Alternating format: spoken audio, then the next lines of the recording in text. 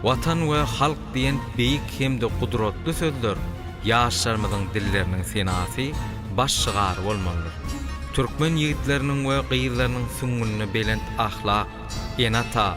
halka we tutuş adamzada bolan beýik söýgü jemlenmelidir. Türkmen halkynyň milli lideri, gahrman arkadagymyz.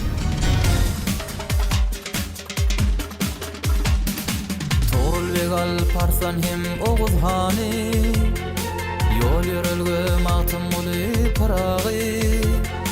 milli lider arkadağlı serdarlı merdi merdan alın ili bu vatan merdi merdan alın ili bu vatan bereket faşağı mukaddes tuği tuğalidir başa toprağı duği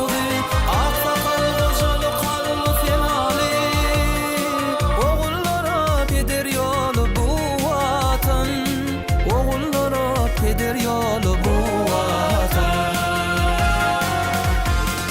Parağın fehmi gursonu guylun Aydın maksat bilen gelecek uğrulun Bir tiri baydalı golunu parlan Kırsıpra cemlenen iyilir bu vatan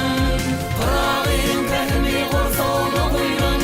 Aydın maksat bilen gelecek uğrulun Bir tiri baydalı golunu parlan Kırsıpra cemlenen iyilir bu vatan Kırsıpra cemlenen iyilir bu vatan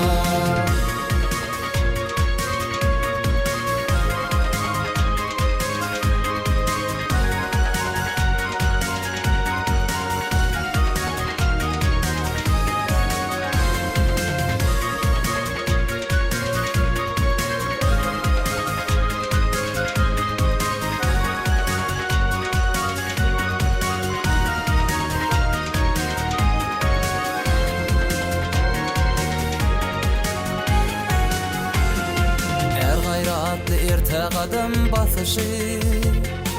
Mert yigitler halktan alar alkışı Dünyanın ısfa özgörüşü ösüşü Devletli devran millet bu vatan Devletli devran millet bu vatan Nesillere mektep